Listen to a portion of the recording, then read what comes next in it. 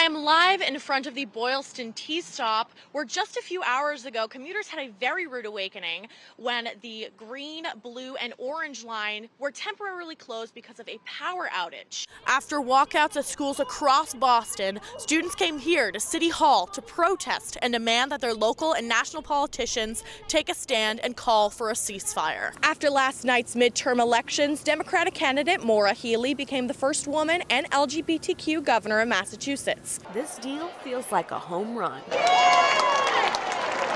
And remember, all students age 18 and up are eligible for the Student 9 program. So get online, get signed up, and get ready to take advantage of this awesome deal. After speaking to the members of Wings Over Washington, all I have to say is wow. In DC, for WEDN, I'm Hannah Flayhan.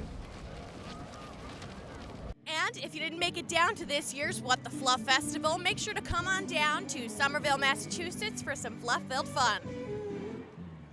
Now that's flufftastic. Well, all the ribs have been eaten, the winner has been announced, and Rib Fest 2022 has come to a close. Today, all the pitmasters showed that grilling is a rare medium well done. We are all united together under one common cause, and that is the liberation of Palestine by any means necessary. Nearly a month after their first protest, the Palestinian Liberation Coalition gathered on Copley Square again to rally for the people affected by the conflict in Palestine. There is no greater humanitarianism than to look at another and say that I am giving you my all today because I see myself in you. After repeated airstrikes in Gaza and Lebanon, even more protesters rallied to bring attention to the rising death tolls and call for more support. We will mourn those who have been killed, but we will fight like hell for the living!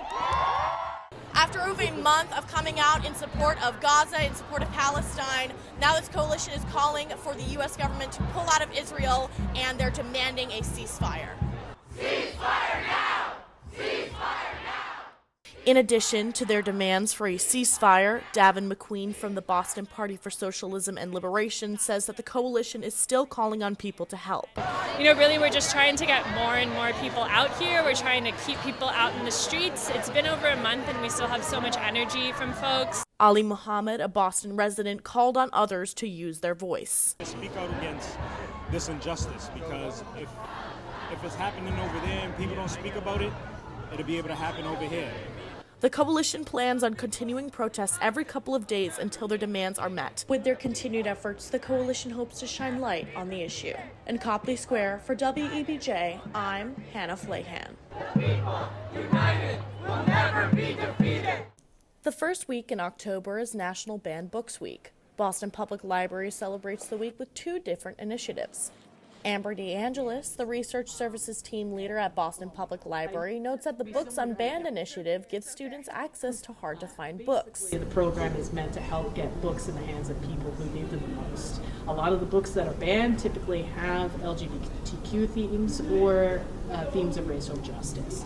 Graduate student Brianne Lee believes that getting access to banned books is important for people to expand their point of view. I mean, you can disagree with what a book says, but the whole point of literature is to read and to be able to think about what you're reading and to expand your knowledge of other people's points of views on different topics. And if you ban books, then you're kind of censoring what people can learn and what they can't learn.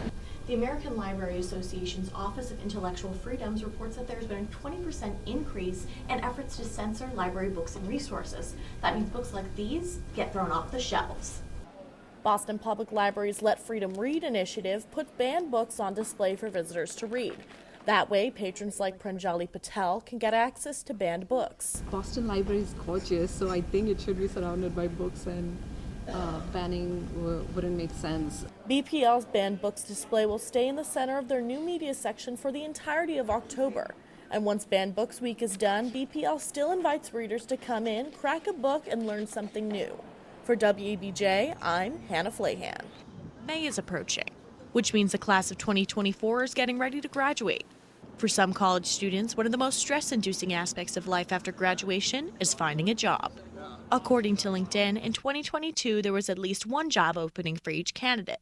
But in 2024, there are 2 candidates for every job application. That would be a little frustrating because I'm like, okay, this is a job I really am interested in, and maybe I could be really good at it, but I don't have the chance to get to. Kyle Jones is a 4th-year biochemistry major at Northeastern University.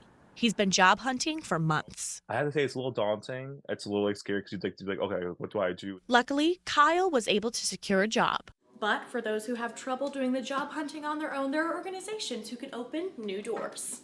Organizations like the Hollister Group, a woman-owned job placement firm that services clients in the Boston area.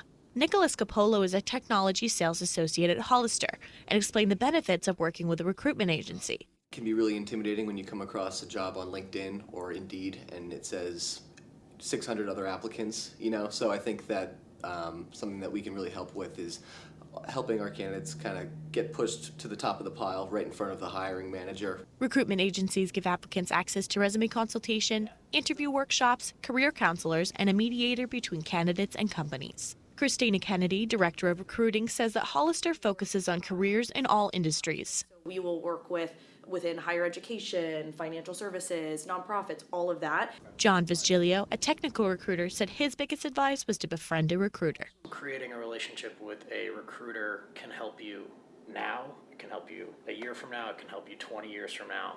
From one student to another, Jones gave his biggest tip. Apply to as many places as you can. For WEBJ, I'm Hannah Flayhan.